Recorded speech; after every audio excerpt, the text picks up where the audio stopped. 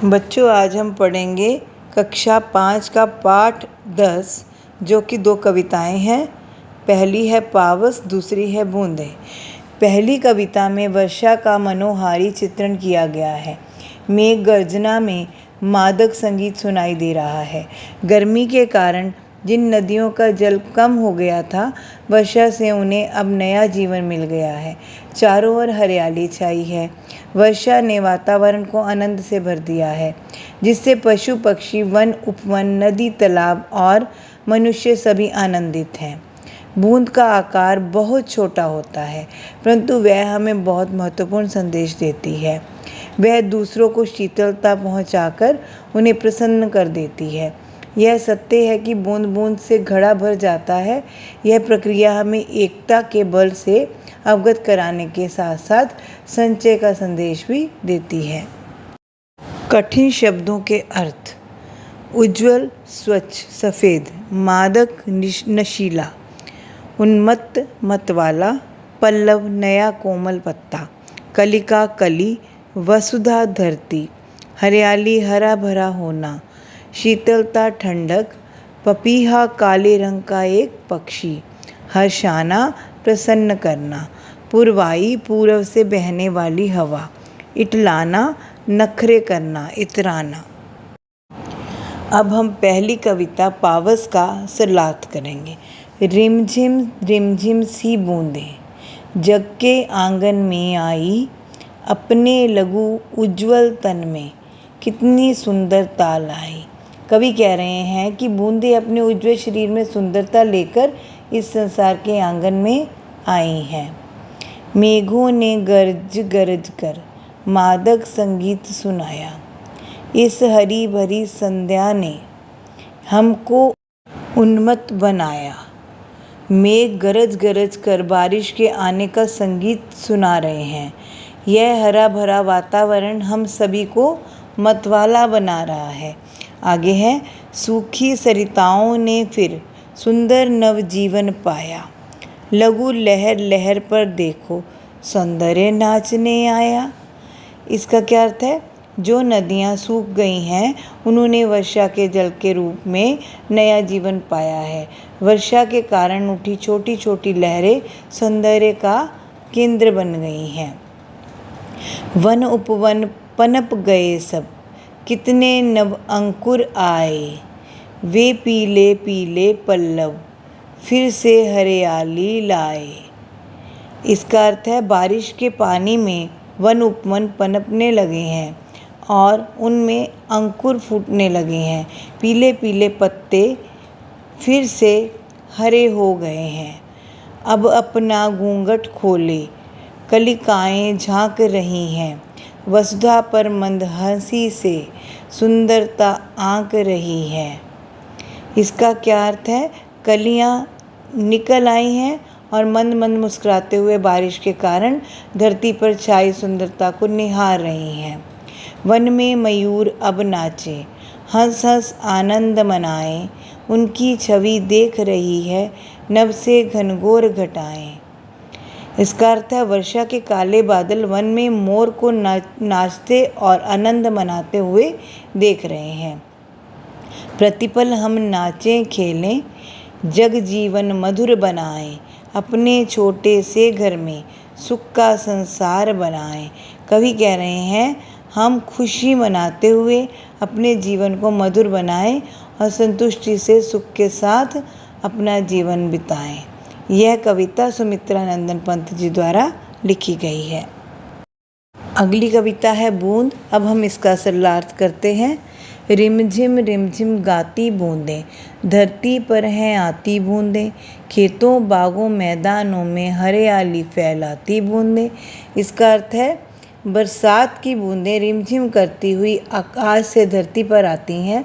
बरसात की बूंदें खेतों बागों और मैदानों में गिरती हैं, जिससे खेत बाग और मैदान हरे भरे हो जाते हैं। धरती से नालों नदियों में सागर में मिल जाती बूंदें। इसका अर्थ है, बरसात की बूंदें धरती पर गिरकर नालों और नदियों में बहती हैं।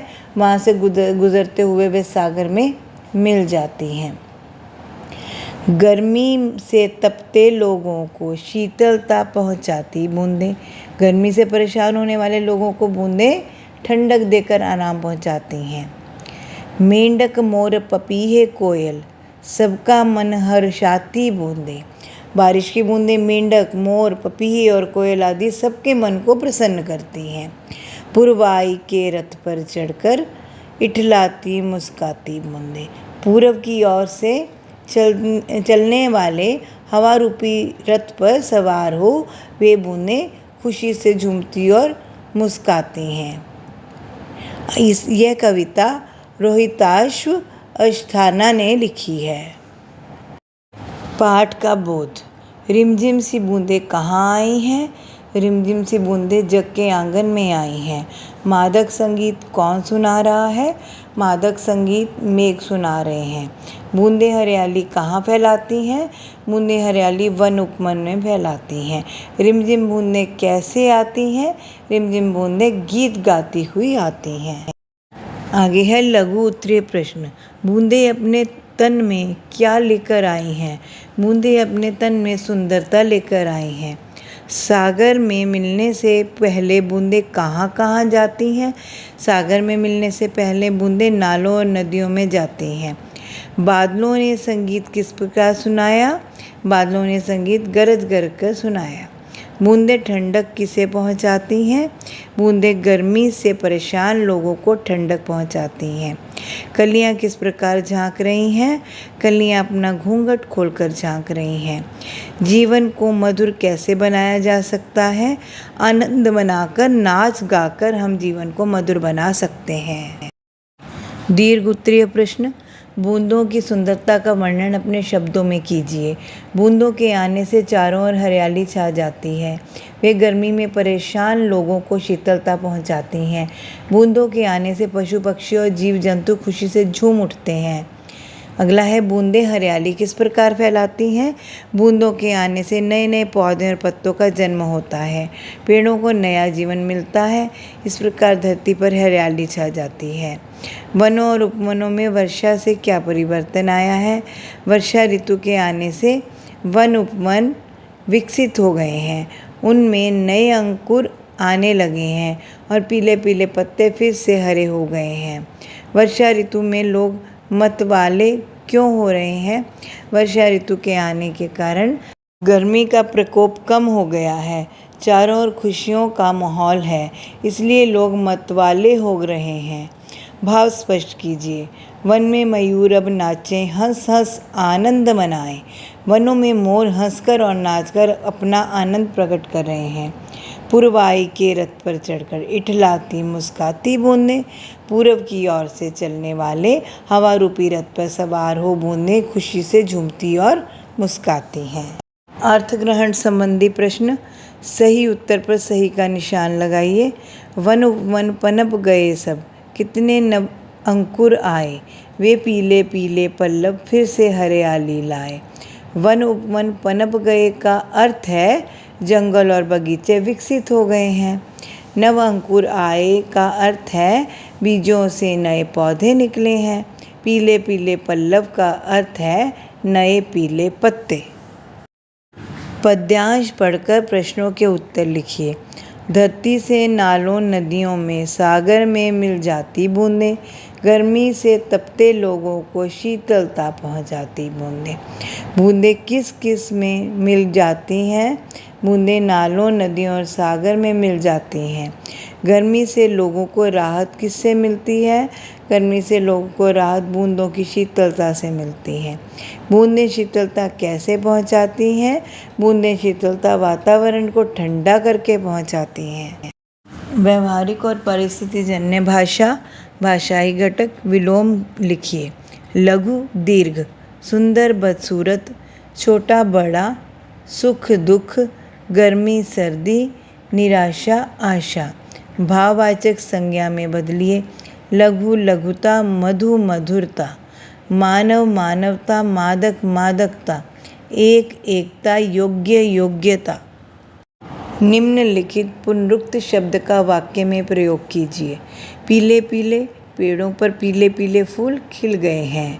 उछल उछल, उछल उछल कर मत चलो। हंसते हंसते हंसते हंसते मेरे पेट में दर्द हो गया।